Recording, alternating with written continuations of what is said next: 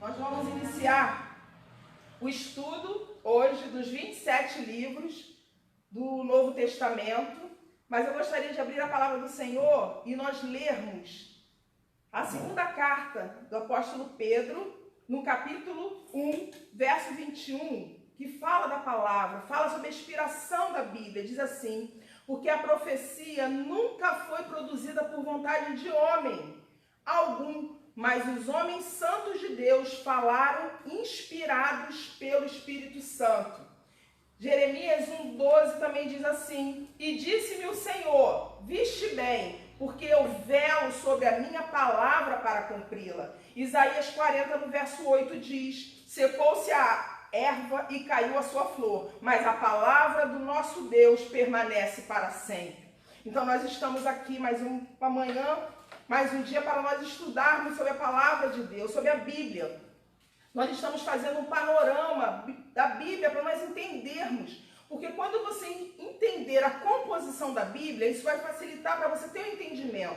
Então, na aula passada, nós falamos sobre os 39 livros do Antigo Testamento. Vamos fazer aqui um resumo. Pentateuco, né? São separados por grupos. Então, o primeiro grupo, Pentateuco. 5 livros. Gênesis, Êxodo, Levítico, Número, Deuteronômio. Depois vem o grupo dos livros históricos, 12 livros.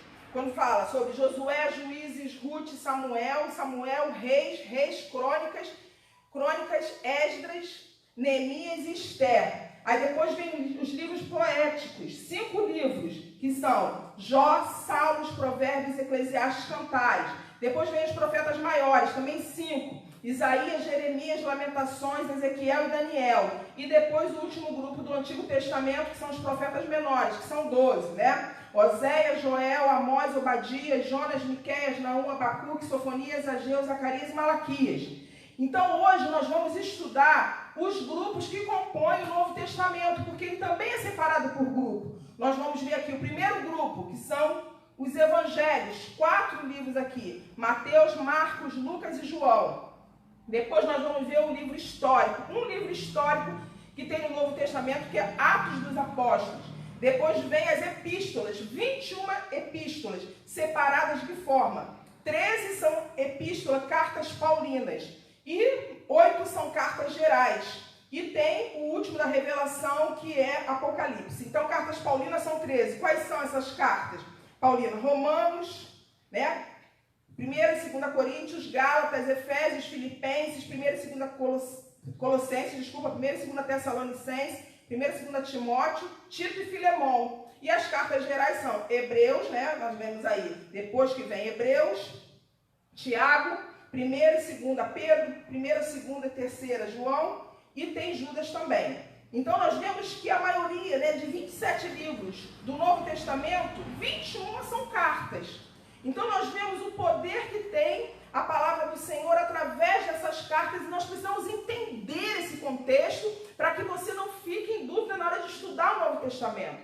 E eu gostaria também de aconselhar as pessoas que não conhecem a Bíblia, que você sempre leia o Novo Testamento, porque o Novo Testamento ele fala de Jesus, porque nós sabemos dessas duas grandes divisões da Bíblia: Antigo Testamento antes de Jesus, Novo Testamento depois de Jesus. Então é importante que você conheça quem é o seu Senhor, quem é o seu Salvador, que é o nosso Senhor e Salvador Jesus Cristo. E o Novo Testamento, ele foi escrito na língua grega, diferente do livro, né, do Antigo Testamento, que foi escrito principalmente em hebraico e alguns em aramaico. O Novo Testamento ele foi escrito na língua grega. Então nós percebemos que desses 27 livros, nós vamos ver que tem até algumas partes em aramaico. Quando Jesus fala daquela Talita Cumi, que diz: menina, te levanta-te. Ou Jesus, quando estava na cruz, quando ele diz, né, Eli, yama sabachthani. Ali também é aramaico, mas 99% é na língua grega. Então nós vamos ver o primeiro grupo, que são os evangelhos. Irmãos, evangelhos quer dizer boas novas. Então, qual é a boa nova de Deus para nossas vidas? É o nosso Senhor e Salvador Jesus Cristo. Nós somos evangélicos porque nós acreditamos nessa boa nova do Senhor para a gente, que é a palavra, que é a salvação do Senhor. Então, os 4 evangelhos, eles falam para Jesus. Só que eles foram nós falamos isso várias vezes aqui, mas mais uma vez nós vamos reafirmar, que são 4 evangelhos porque mostram a Jesus, descrevem a Jesus, falam de Jesus para 4 públicos diferentes. Então, cada um dos evangelistas, eles quis primar para aquele público, especificando Jesus de uma forma que eles pudessem entender. Por isso que nós vemos o primeiro evangelho, o evangelho de Mateus. Mateus, vale dizer que Mateus foi discípulo de Jesus, ou seja, pode dizer que ele foi uma testemunha ocular, ele esteve ali, ele andou, ele era um dos 12. Mateus foi aquele que Jesus chamou quando ele estava ali cobrador de impostos, Jesus chamou ele para poder seguir. Então, Mateus, e também você vai ver que Mateus é chamado também de Levi. Ele tem esses 2 nomes, é um nome grego e um nome hebraico. Então, a hora que você vê Mateus ou Levi, é o mesmo discípulo. Então, Mateus, ele escreve esse evangelho para quê? Especificamente para os crentes judeus. Por isso que você, tendo essa noção de que o público-alvo foram os judeus, você vai entender por que faz tanta menção ao Antigo Testamento. Então, a palavra-chave do evangelho de Mateus é: e foi dito para que se cumprisse o que disse o profeta. Você vai encontrar isso muito no livro de Mateus. E Mateus tem genealogia, ou seja, dos 4 evangelhos, Mateus é um dos 2 que tem genealogia. Tem Mateus e nós vamos ver que Lucas também tem. Mas por que Mateus tem genealogia? Para que o povo pudesse entender que Jesus é o Cristo. Porque no Antigo Testamento dizia o quê? Que da raiz de Davi viria o nosso Salvador. Então Mateus traz essa genealogia mostrando Jesus lá de trás. Jesus de Abraão, ou seja, daquela linhagem que viria o Salvador. Então nós vemos aqui que existe genealogia. E o evangelho de Mateus, ele é um evangelho também que narra o quê? Muito o que Jesus fez. Narra muito Jesus ali no seu ministério na Galileia e pregando para as multidões. Então, isso é importante para que você possa entender. E ele foca o quê? Foca no reino dos céus. Por quê? Porque os judeus, eles estavam esperando o Messias, esperando o Cristo. Já disse uma vez, vou repetir. Jesus Cristo não é nome e sobrenome. Cristo é um título. Cristo é Messias. Cristo é ungido. Cristo é aquele que estava por vir. Cristo quer dizer isso. Então, nós vemos Mateus com essa perspectiva. Aí nós vamos para o evangelho de Marcos. Marcos, esse evangelho foi o primeiro a ser escrito. Os outros evangelhos, Mateus e Lucas, eles tiveram Marcos como base. E esses 3, Mateus, Marcos e Lucas, são conhecidos como, você já sabe, evangelhos sinóticos. A palavra sinótico quer dizer ver juntos. Ou seja, são os 3 evangelhos que têm a mesma visão. Então você vai ver muito do que está escrito no evangelho de Marcos, você vai ver no evangelho de Mateus e também de Lucas. E esse evangelho aqui foi o primeiro evangelho a ser escrito, e foi escrito por quem? Por aquele jovem João Marcos. Ele escreveu a partir do que foi falado, da visão de quem? De Pedro. Porque Marcos não foi um dos 12 discípulos de Jesus, mas ele foi companheiro de Pedro. Então ele vai e escreve esse evangelho. E nós vamos ver que esse evangelho mostra o quê? Foi escrito para os romanos. E mostra Jesus como o quê? Como servo fiel. Porque os romanos, eles tinham aquela coisa, de serem servos, de serem obedientes, e mostra Jesus para esse público. Então aqui, diferente de Mateus, você não vai ver falando sobre genealogia, não tem genealogia, não vai fazer referência ao Antigo Testamento, porque isso não interessava para o povo romano. O povo romano era um povo de ação. Então aqui nós vamos ver muitos milagres de Jesus. Eles focam no milagre e focam em Jesus o tempo todo, agindo, indo de uma cidade para outra, mostrando para aquele público que Jesus Cristo verdadeiramente era o servo fiel, o Salvador poderoso que nós estávamos esperando. Quando chegamos no evangelho de Lucas, Lucas, ele não foi um discípulo também de Jesus, mas Lucas foi companheiro de Paulo nas suas viagens. Nós vamos ver, quando estudarmos aqui as 3 grandes viagens missionárias, nós vamos ver aqui falar de Lucas. Então Lucas, ele era grego, ele era um gentio. E Lucas, nós vemos aqui, tem genealogia, porque é escrito para quem? Para os gregos. Então o grego tinha algo assim, tanto que mostra Jesus o quê? Como um homem perfeito. Porque Lucas, se você verificar toda a educação do povo grego, você vai perceber o quê? Que eles têm aquelas coisas de imagem, aquelas figuras desenhadas do homem perfeito. Então Lucas escreve para esse povo, mostrando o quê? Voltando para a humanidade de Jesus, e também Jesus aqui pregando para as multidões. Lucas é um que tem muitas, mostra muito dos milagres de Jesus, mostra muito dos detalhes também dessa situação e mostra também a humanidade de Jesus. Aí, quando nós chegamos em João, João não é um evangelho sinótico. João é um evangelho, como se diz assim, tipo apartado dos outros 3 evangelhos. Por quê? Porque João foi escrito muito depois.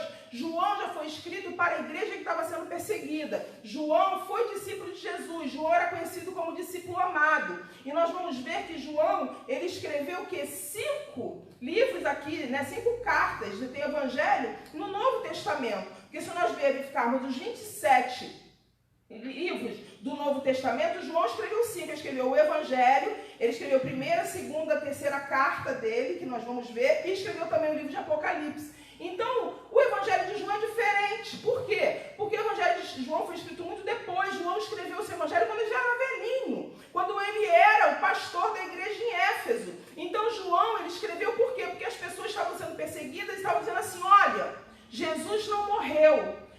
Começaram a dizer, o diabo usou essa situação para dizer assim, Jesus não morreu, roubaram o corpo dele. O que vocês estão esperando é mentira. Jesus não vai voltar. Então você imagina, as pessoas que acreditaram no Jesus, acreditaram na salvação, estavam ouvindo aquelas coisas. Irmãos, nos dias de hoje não é diferente. Quantas vezes o inimigo quer cegar o nosso entendimento, quer que nós venhamos a esquecer as promessas que o Senhor tem para nossas vidas. E foi assim, as pessoas foram até João, porque de todos os discípulos que andaram com Jesus, nessa época, João não era o único que estava vivo. Fala, João, por favor, o que está acontecendo? Nos fala se realmente tudo que nós acreditamos é uma mentira. Por que estão falando isso? E João vai, escreve seu evangelho, e ele começa de uma forma totalmente diferente dos outros 3. Ele diz, olha, no princípio era o verbo, e o verbo estava com Deus, e o verbo era Deus. Porque todas as coisas foram feitas por ele, sem ele, nada do que foi feito poderia se fazer.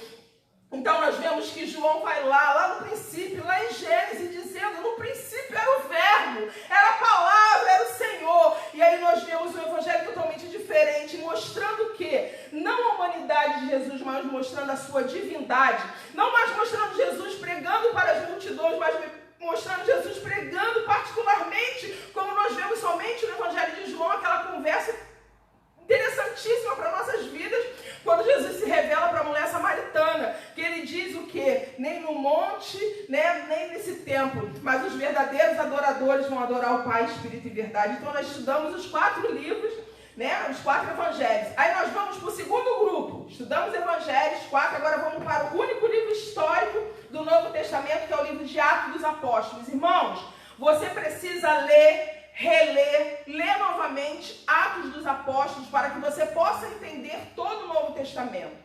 Porque enquanto os evangelhos falam de Jesus, enquanto estava aqui ainda na terra como homem, nós vamos ver o evangelho quando Jesus vai para o Pai. E como fica aqui o início da igreja sem Jesus? Aqui, o que marca o livro de Atos dos Apóstolos é o dia de Pentecostes. Por quê? Porque Jesus tinha dado uma ordem, olha, fiquem em Jerusalém, até que do alto vocês sejam revestidos de poder. Por que Jesus falou isso? Porque Jesus sabia que sem o Espírito Santo eles não aguentariam a perseguição. Irmãos, no dia de hoje é a mesma coisa. Sem o Espírito Santo nós não aguentamos nada, nós não somos nada, nós paramos no meio do caminho. Então Jesus falou, espera vir do alto para que vocês sejam revestidos do Espírito Santo. E aconteceu isso no dia de Pentecostes. E aí, irmãos, cheios do Espírito Santo, até Pedro, que tinha negado a Jesus, ficou cheio da autoridade. E a Bíblia diz que quando ele abriu a sua boca para pregar o primeiro sermão, 3.000 almas se converteram a Jesus. E depois, no segundo sermão, quase 5.000 almas, ou seja, só pela vida de Pedro, ali no começo da formação da igreja, 8.000 almas já chegaram ao Senhor através do canal que Deus escolheu Pedro. E Pedro era aquele que cortou a orelha do soldado de Malco quando foram prender o Senhor. Então nós vemos o que Deus faz num homem que se coloca na mão dele e seja cheio do Espírito Santo. Por isso que Atos, o livro de Atos, é um livro que nós temos que estudar, porque fala atos, ações de quem? Do Espírito Santo de Deus. E as ações do Espírito Santo não pararam naquele momento. Tanto que nós vemos, eu quero falar isso agora, senão eu posso esquecer, que o livro de Atos é o único livro que não tem uma despedida. Se você verificar nas cartas, o apóstolo Paulo, ele vai dar uma saudação, termina, mas aqui, o evangelho de Atos não, o livro de Atos não, ele não tem término.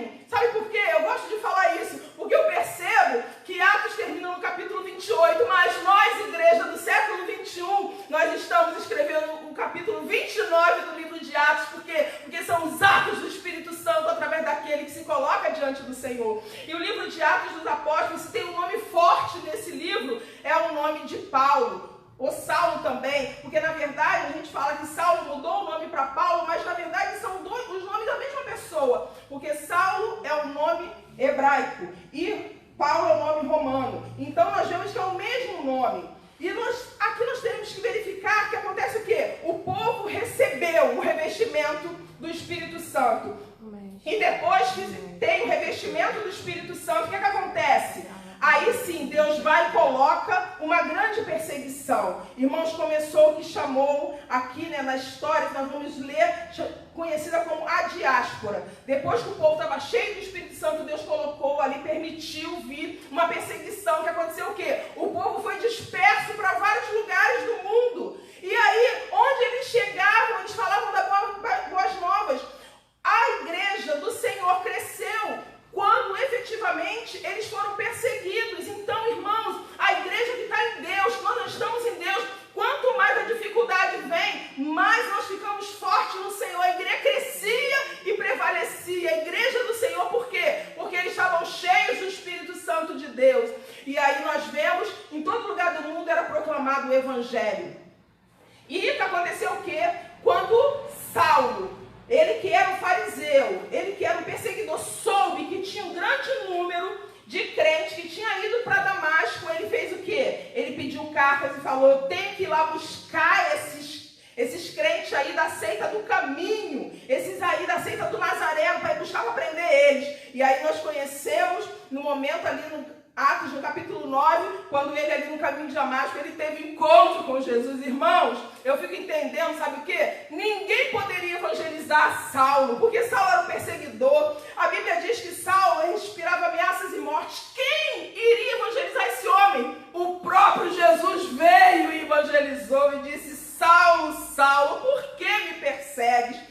E aí nós vemos, irmãos, a conversão desse homem, que Deus falou: vai ser um vaso para mim, vai ser perseguido, vai sofrer, vai padecer por amor do meu nome. Ele passa de perseguidor para ser perseguido por amor do nome do Senhor. E depois do nosso Senhor e Salvador Jesus Cristo, Saulo, ou Paulo, ele foi o homem que mais pregou o Evangelho. E aí nós vamos entender que começa o quê? Depois de ficar recluso, irmãos, mais ou menos uns 14 anos, Deus tratando com Paulo, Paulo vai e está preparado para ser o missionário do Senhor. E aí nós vamos ver, começam as três grandes viagens missionárias do apóstolo Paulo a partir do capítulo 13. Nós vamos ver isso. Ele faz 3 grandes viagens missionárias. Irmãos, vale lembrar que as viagens do passado não era como o de hoje, que você pega um avião e daqui a pouco você vai, depois de algumas horas, você pode estar lá do outro lado do mundo. Aqui não. As viagens demoravam anos, tanto que a primeira viagem missionária,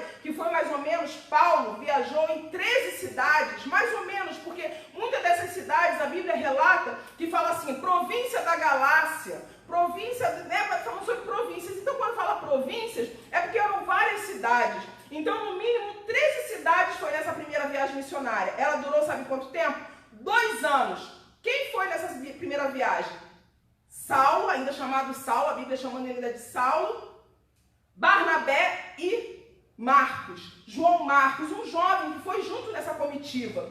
E é interessante dizer, você precisa guardar isso, que as 3 viagens missionárias partiram do mesmo lugar, partiram de Antioquia. Antioquia foi a igreja que ficou conhecida como uma igreja sede, uma igreja missionária. Então todas essas viagens missionárias partiam de Antioquia e quando elas terminavam, elas voltavam ali, eles voltavam para Antioquia. E nessa primeira viagem missionária nós vamos ver Paulo curando um coxo lá em Listra, e também ele é apedrejado. Nós vemos isso na primeira viagem missionária, nos capítulos 13 e 14.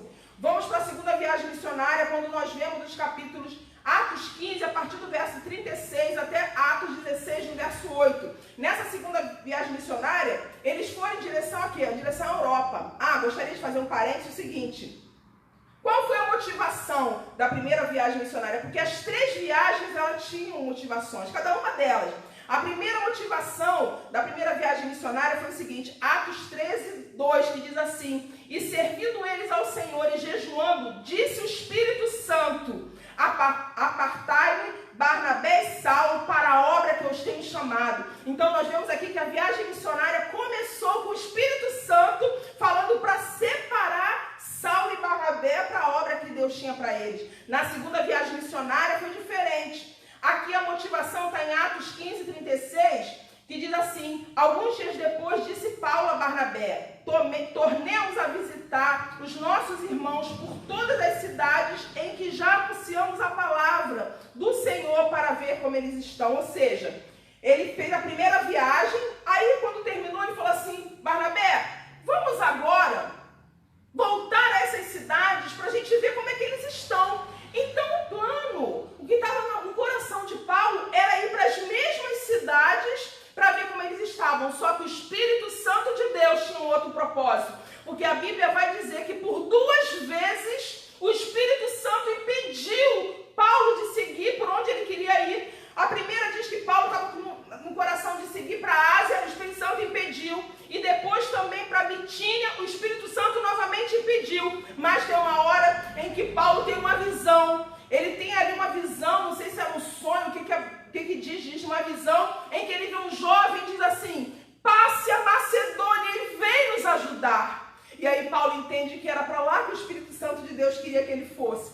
E aí nós vemos que eles vão, né, para Macedônia, só que aí, o que acontece? Nós vemos, quando eles passam ali, eles tem a conversão de Lídia, aqui na segunda viagem, uma jovem adivinha, ela é liberta, e Paulo e Silas, eles vão para aquela prisão. Como o crente gosta, né, de ouvir Paulo e Silas na prisão, que a Bíblia diz que ali à meia-noite eles cantavam hinos ao Senhor, e nós vemos a conversão do carcereiro, quando ele ali naquela situação, em que eles adorando a Deus preso, depois de apanhar, eles começam a cantar e tem um terremoto e todas as prisões são abertas, e o carcereiro, pensando que os prisioneiros tivessem fugido, ele ia se matar, e Paulo falou: não precisa fazer isso. E ele pergunta: o que eu preciso fazer para ser salvo?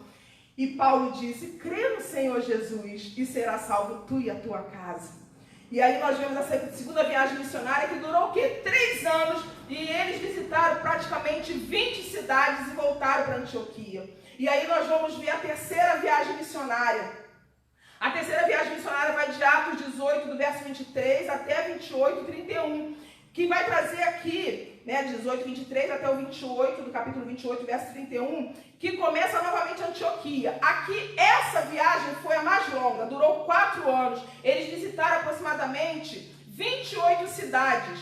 E aqui também, durante essa viagem, que Paulo escreveu também algumas cartas. Vale a pena dizer isso, que aqui ele escreveu a carta aos Romanos e 1ª e 2ª Coríntios. Ou seja, ele, quando estava fazendo essa terceira viagem, ele soube que tinha alguns problemas acontecendo na cidade de Corinto e ele escreveu as cartas. Nós vamos ver daqui a pouco.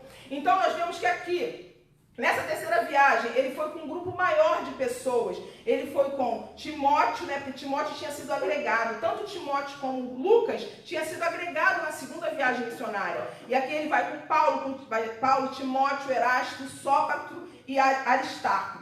Então, eles aqui são essa campanha, né? Essa comitiva que faz essa terceira viagem missionária.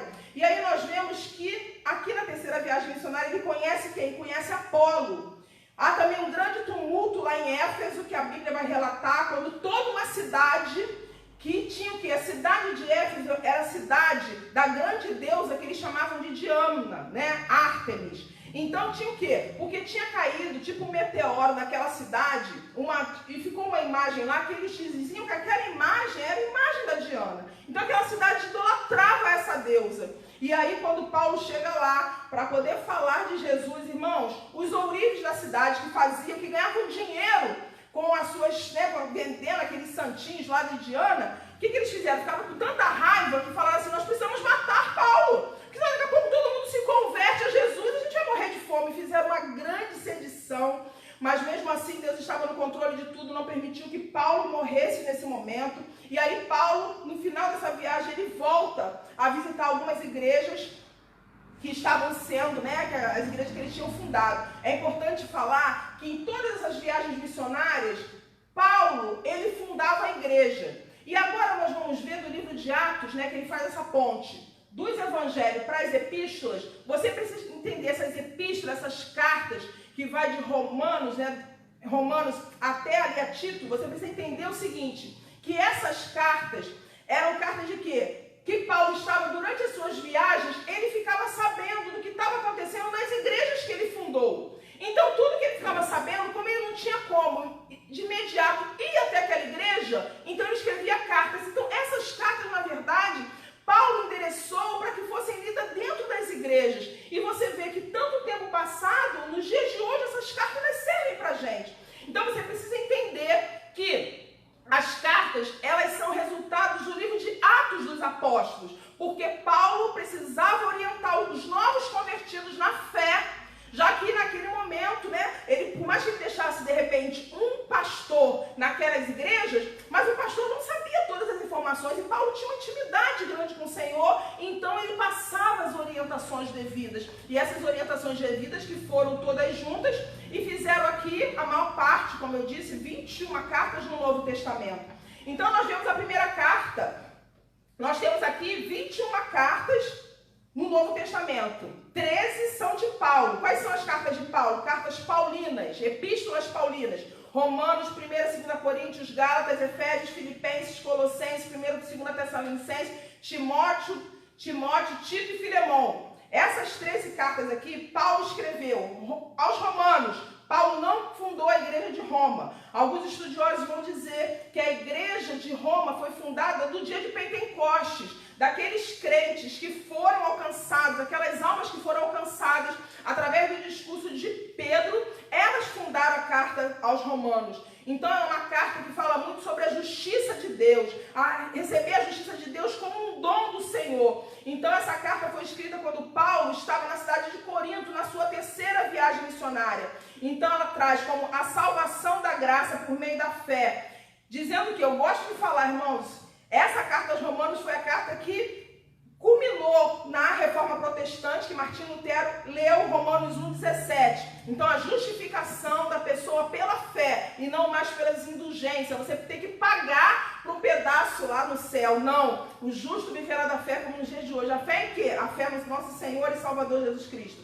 A primeira e segunda carta aos Coríntios foi uma carta que Paulo escreveu, as duas cartas, na sua terceira viagem missionária também. Ele estava em Éfeso e na segunda carta ele estava em Filipe, ali pela Tessalônica, ele escreveu, ou seja, ele foi avisado dos graves problemas que estavam acontecendo na cidade de Corinto. Então ele faz o quê? Ele contrasta o conhecimento espiritual do mundano, ou seja, o conhecimento, práticas mundanas estavam entrando na igreja de Corinto. E aí Paulo, quando soube disso, ele vai e começa a escrever, faz vários tratados. Pessoas, homens que eram casados e tinham outras mulheres. Então, nós vemos um tratado sobre casamento na carta de 1 Coríntios. E nós vemos também o hino ao amor, em 1 Coríntios 13, quando Paulo diz: ainda que eu falasse a língua dos homens e dos anjos e não tivesse amor, seria como um sino que tine. Ou seja, nada, sem amor. 1 Coríntios 13 termina como: agora permanecem a fé, a esperança e o amor, e o maior deles é o amor. 1 Coríntios é uma carta muito abençoada. Se você quiser saber sobre o teu casamento, leia a carta de 1 Coríntios. 2 Coríntios também. O que aconteceu? A carta de 2 Coríntios, a motivação foi o quê? Paulo ficou sabendo que tudo que ele tinha exortado na primeira carta aos Coríntios tinha surtido efeito. Então ele vai e manda uma carta de agradecimento dizendo para essas pessoas da alegria deles terem se arrependido. E também ele faz o quê? Ele pede uma contribuição. As pessoas também veem uma contribuição aqui, É uma das cartas mais íntimas que Paulo escreveu. Aí chega Gálatas, um parênteses aqui. Por mais que a arrumação no Novo Testamento esteja Romanos, 1 e 2 Coríntios e Gálatas, na verdade, as primeiras cartas que foram escritas, a primeira carta que foi escrita foi Gálatas, junto com 1 e 2 Tessalonicenses. Então, se nós tivéssemos que arrumar no Novo Testamento, Gálatas tinha que ser a primeira. Mas por que Romanos é a primeira? Porque Romanos dizem que é uma das principais cartas, talvez a carta mais importante, é a carta aos Romanos. Por isso que ela vem nessa disposição, talvez por arrumação de importância. Então, Gálatas, nós vemos aqui que foi uma carta que Paulo escreveu na sua segunda viagem missionária. E se tem algo que nós temos que guardar dessa carta é o quê? Gálatas capítulo 5, que fala sobre as obras da carne, mas principalmente sobre as 9 virtudes do fruto do do Espírito, o amor, a paz, a alegria, a fé, a bondade, a longanimidade, a temperança, o domínio próprio e a paciência. Então, Gálatas 5, nós temos que ver que são as virtudes que fala do fruto o quê? Por quê? Porque nós, se você está dando fruto, se você tem essas virtudes, é porque o Espírito Santo, ele é na tua vida, ele te completa na tua vida e você tem mostrado que tem uma maturidade no Senhor. Aí nós vamos para Efésios. Efésios é uma carta que é conhecida como... Tem 4 cartas que são conhecidas de cartas da prisão. Paulo, quando estava preso durante 2 anos na cidade de Roma, ele escreveu quatro cartas. Quais são? Efésios, Filipenses, Colossenses e Filemão. 4 cartas que ele escreveu na prisão. Só que diferente do que nós vemos, parece que são cartas assim tristes, não. Efésios, Paulo fala o quê? Que crente gosta de ler uma bênção, fala sobre a armadura de Deus. Quando ele fala, olha, tomai sobre vós o capacete da salvação, a espada do Espírito, o escudo da fé, a couraça da justiça, o cinto da verdade, seus pés estejam calçados com a propagação do evangelho da paz e ore em todo o tempo. Então, mesmo preso, ele dá a direção de como crente, ele pode ser um verdadeiro soldado do Senhor. Filipenses é outra carta que ele escreve quando estava na prisão. Na sua primeira prisão, ficou 2 anos. Irmãos, Filipenses, sabe como é que ele é conhecida? Essa carta que foi escrita na prisão? A carta da alegria.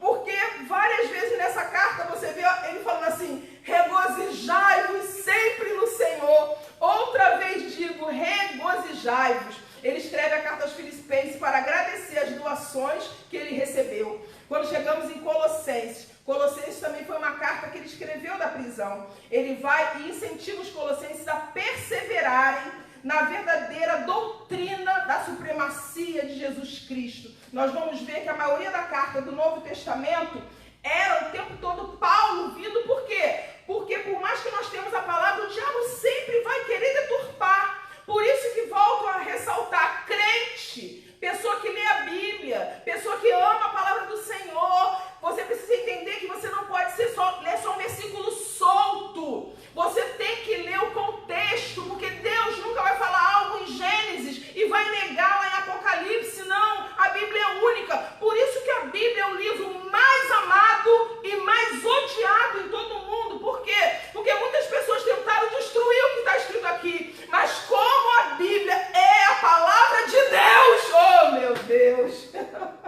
E Deus fala que Ele vela por sua palavra, meu Deus! A palavra de Deus nunca voltará vazia, mas sempre vai cumprir o que está no coração de Deus. O que está no coração de Deus para essa manhã é que você seja edificado, é que você conheça a palavra de Deus, é que você estude e fique forte, porque não existe maior alimento do que a palavra. Oh, glória!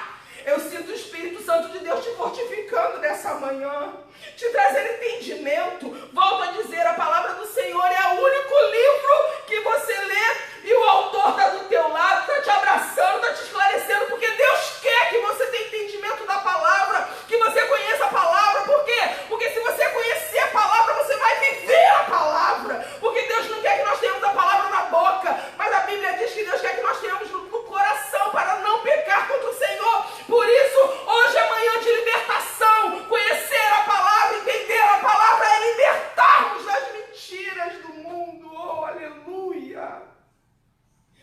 1ª e 2ª Tessalonicenses. Se você quiser conhecer uma carta que fala sobre escatologia, uma carta que, como ali do Apocalipse, fala das coisas que estão por vir, leia 1ª e 2ª Tessalonicenses. Paulo escreveu essa carta durante a sua 2ª viagem missionária. Aí vem a carta de 1 Timóteo. Timóteo era conhecido como filho na fé de Paulo. Timóteo era filho de um homem grego, mas de 2 mulheres que eram muito tementes ao Senhor. Paulo elogia sua mãe, Eunice, e sua avó, Lóide. Paulo elogia a fé dessas mulheres. Então nós vemos que Timóteo passa a compor, a partir da 2ª viagem missionária, junto com Paulo. E o que Paulo fez? Paulo autorizou Timóteo a representar ele, principalmente nas igrejas de Tessalônica, de Corinto, na igreja de Filipe e na igreja de Éfeso. Então, Paulo deu autoridade para que ele pudesse ir lá e falar para as igrejas. Tanto que essa carta aqui é uma carta pastoral. Paulo passa ensinamento não para um crente novo convertido, não.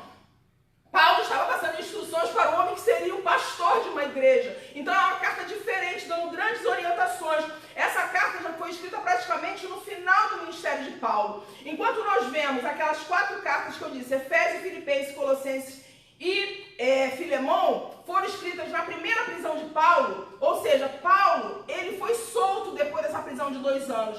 E quando ele foi solto, foi que ele escreveu essa primeira carta a Timóteo e escreveu também a carta de Tito. Quando ele foi solto, porque depois ele foi preso novamente. Nós vamos falar sobre isso. Então, nessa primeira carta aqui, Paulo falou que essa carta devia ser lida na igreja de Éfeso. Paulo, ele autorizou para que Timóteo pudesse fazer mudanças naquela igreja, ver o que estava de errado e fazer mudanças. Então, ele orienta.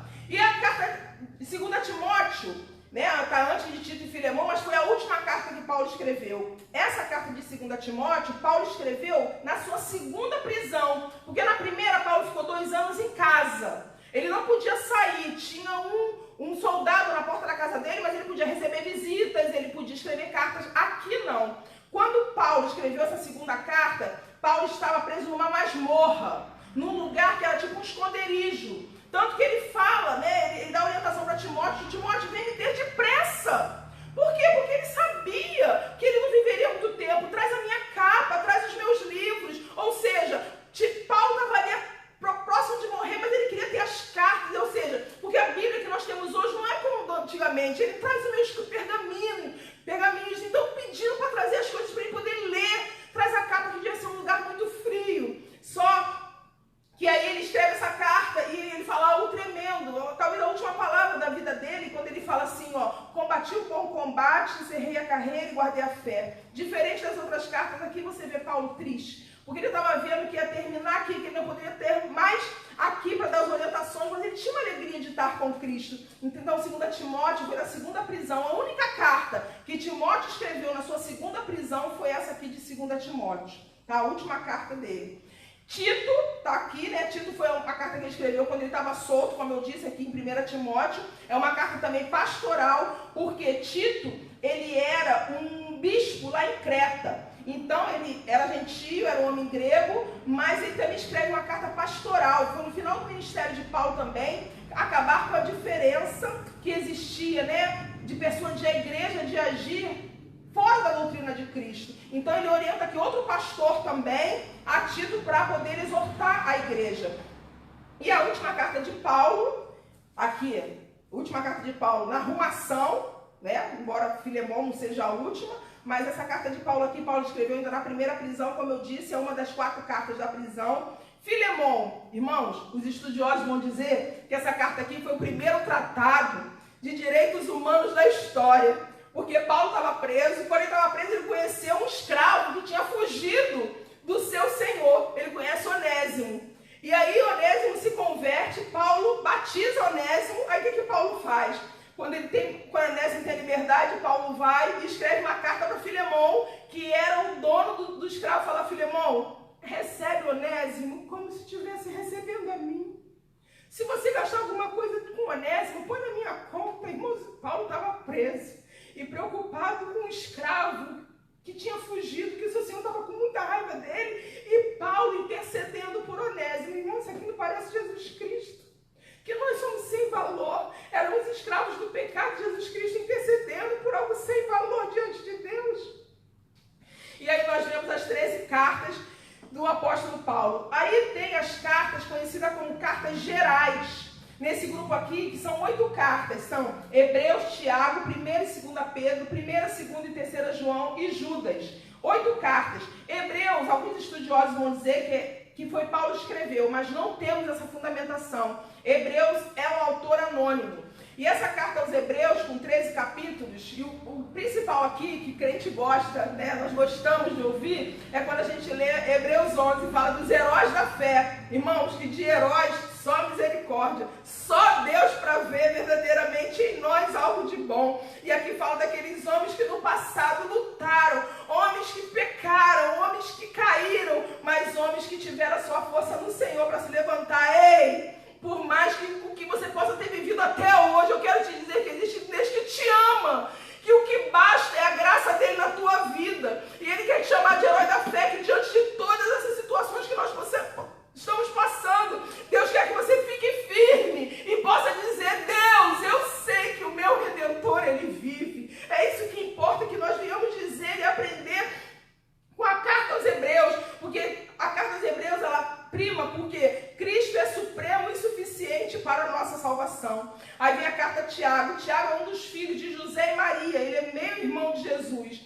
a carta de Tiago diz o quê? Em 5 capítulos, como desenvolver uma fé perseverante. Aí nós vemos a primeira e a segunda carta de Pedro. Pedro aqui ele escreveu essas 2 cartas.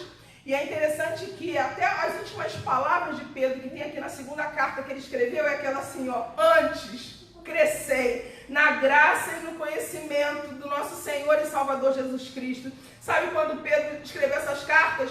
Quando ele estava assim, houve uma grande perseguição por Nero. Irmão, se Satanás tinha um nome naquela época, se chamava Nero. Nero foi aquele homem que queimou, né, a cidade de Roma e culpou os judeus, culpou os cristãos. Por isso que houve aquela grande perseguição. Quando você vê aqueles filmes que mostram os crentes nas arenas, sendo mortos por leões, sendo queimados em fogueira, foi nessa época aqui, dessa perseguição em que Pedro morreu, dessa grande perseguição desse imperador chamado Nero. Então nós vemos Pedro escrevendo essas cartas para quê? Para falar para os cristãos que estavam espalhados pelo mundo, para dizer o seguinte: olha, tem consolo, espera no Senhor, para confortar aqueles que estavam sendo perseguidos. E aí nós vemos as 3 cartas do apóstolo João, do discípulo amado pelo Senhor, 1ª, 2ª e 3ª João. Essas 3 cartas foram escritas lá na cidade de Éfeso, porque João, como eu disse, ele foi o único que morreu de idade. Ele não morreu de perseguição, ele morreu pela sua idade. Então ele era pastor na cidade de Éfeso. Então ele escreveu essas cartas aqui também, destinadas aos que estavam sendo expostos aos ensinos heréticos que vinham de um grupo de pessoas que abandonaram a igreja. Então tinha um grupo de pessoas que saíram da igreja e estavam trazendo ensinos errados. Então João, ele vem e escreve essa carta para exortar. Ela fala da autoridade, né? Da autoridade do Senhor. Fala várias vezes na segunda carta ao João. Ela mostra o quê? Fala sobre o amor 4 vezes só nessa carta e a verdade 5 vezes nessa carta. E é nessas cartas também que nós vemos Jesus sendo mostrando o quê? Que ele veio para libertar os cativos e ele é o nosso advogado. Oh, glória, coisa boa! E aí nós vemos a última carta aqui do Novo Testamento, que é a carta de Judas. Ele também, Judas, era meio irmão de Jesus. Ele dedicou a sua carta à instrução dos crentes a respeito dos falsos mestres. Viu como é que eu estou falando? O tempo todo nós vemos aqui, ó, falsas doutrinas, falsos mestres, pessoas que queriam deturpar a palavra. Por isso que é importante você ficar firme na palavra do Senhor. Então estava aqui, ó, falando contra os falsos mestres que se filtravam na comunidade cristã, trazendo palavras, trazendo ensinos que não vinham da parte de Deus. E ele apresenta Jesus como o nosso protetor. E aí nós vamos para o último livro da Bíblia, o livro de Apocalipse. O grupo desse livro é falado sobre revelação, porque ele vem descortinar aquilo que Deus tinha para a nossa vida. Por mais que Apocalipse ele tem uma linguagem muito metafórica, né? Tem muitas metáforas. Nós precisamos entender que Deus, a principal aqui, o objetivo dessa carta foi, o propósito principal, confortar a igreja militante em seu conflito contra as forças do mal. O tema do livro é a vitória de Cristo e da sua igreja sobre Satanás e os seus seguidores. Então esse livro é para nos trazer paz. E eu faço um resumo aqui sobre o livro de Apocalipse, que o livro de Apocalipse, se nós tivéssemos que estudar, levaria 6 meses. Então nós vemos aqui o esboço, olha, Apocalipse do capítulo 1 ao 3, fala sobre as 7 cartas, as 7 igrejas, as 7 estrelas e os 7 candeeiros. A lição que nós temos do capítulo 1 ao 3, Jesus tem o controle da igreja na sua mão. Oh, glória a Deus!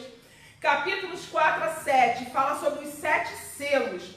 Jesus tem o controle da história na sua mão. Capítulos de Apocalipse 8 até o 11, fala sobre as 7 trombetas.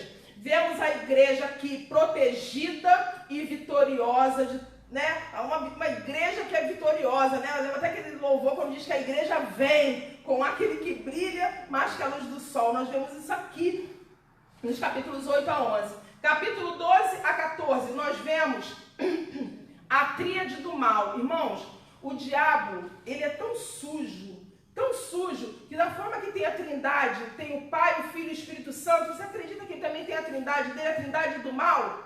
A trindade não, né? A tríade do mal, ou seja, é o dragão, que é o diabo, a besta e o falso profeta.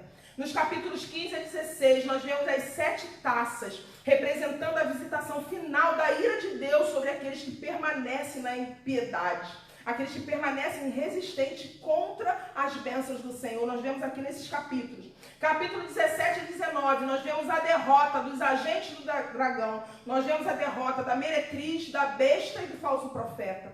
E nós vemos no capítulo 20 até os 22, o reinado de Cristo com as almas dos santos. A descrição do juízo final, e depois disso nós vemos novos céus e nova terra. A igreja reinando com Cristo para sempre. Irmãos, esse é o resumo dos 27 livros do Novo Testamento. Para que você possa entender, para que você possa estudar e para que você possa ficar firme no Senhor. Diante de tudo que você aprendeu, que você estudou, que você ouviu aqui nessa manhã, o que Deus quer que seja o resumo disso? Mais uma vez, Mateus 7, 24. Aquele que ouve a minha palavra e a pratica será comparado ao homem prudente que edificou a sua casa sobre a rocha. Você percebendo que existem cartas, que existem orientações, que existe um Deus que é real, que existem 4 evangelhos que nos mostram quem é o Senhor Jesus, que existe o Apocalipse mostrando a revelação da igreja que vai ser vitoriosa, porque, como aquele louvor diz, vai valer a pena. Então o que você tem que fazer nesse momento agora? Se agarre na palavra. Irmãos, porque eu volto a dizer, a Bíblia fechada é um livro qualquer, mas a Bíblia aberta, eu posso quase me sentir o coração de Deus na minha mão. A Bíblia aberta é poder de Deus. A Bíblia aberta é a boca de Deus. A Bíblia aberta é o Senhor operando através da sua igreja, jogando por terra toda mentira. A Bíblia diz, conhecereis a verdade vos libertará. Santifica-os na verdade, a tua palavra é a verdade. Ela é lâmpada para os nossos pés, ela é luz para o nosso caminho. Ela é o martelo que esmiuça tudo que não provém do Senhor. Ela é a espada do Espírito, ela é a palavra, ela é tudo. Ei, você tem o maior presente, você tem um testamento, você tem uma riqueza, você tem aqui o próprio Deus falando contigo no particular através da sua palavra, com orientação do Espírito Santo e através das revelações que o nosso próprio Deus e o nosso Senhor Jesus trouxe para nós, igreja. Nós somos uma igreja vencedora. Você que está ouvindo aí agora, que talvez você nunca tenha lido a Bíblia, eu quero te dizer, abra esse livro que Deus também quer falar contigo nessa manhã. Eu quero te dizer que Jesus separou esse momento para falar agora muito particular no teu coração.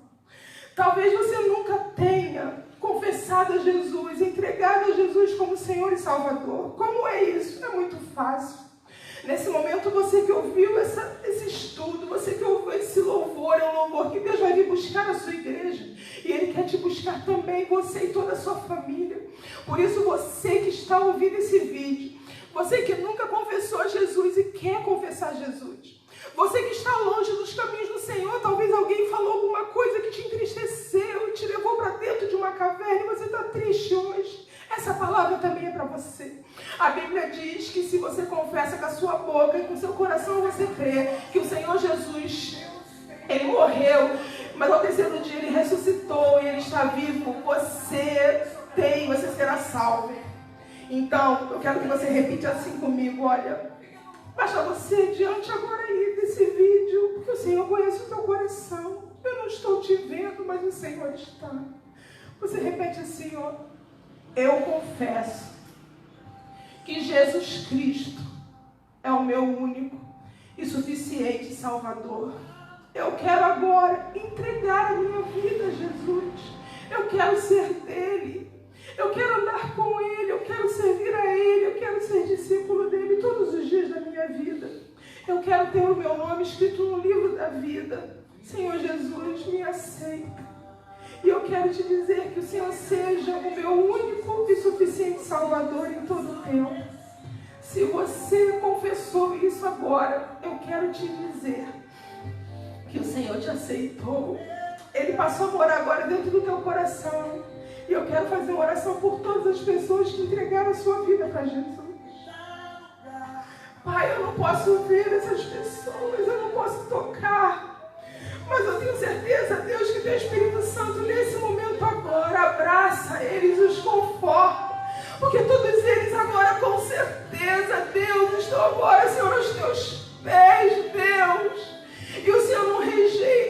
meio de nós, porque o Senhor é um Pai maravilhoso, o Senhor é o nosso Senhor, é o nosso Salvador, que deu o Senhor Jesus Cristo pelas nossas vidas. Deus, muito obrigada, porque eu tenho certeza que todos que confessaram a Ti, nesse momento, os nomes deles, Senhor, os nomes já estão escritos no livro da vida, porque fiel é aquele que prometeu. Deus te abençoe tua vida, Deus te abençoe tua casa, Deus te abençoe tua família, todo o tempo. Recebe a bênção em nome de Jesus. Que a graça do nosso Senhor e Salvador Jesus Cristo, o grande amor de Deus, o nosso Pai, e as doces e ricas consolações, com a comunhão do Espírito Santo, seja sobre você, sua casa, sua família, suas necessidades, seus sonhos, seu casamento, seu trabalho, sua fé, seu corpo, sua alma, seu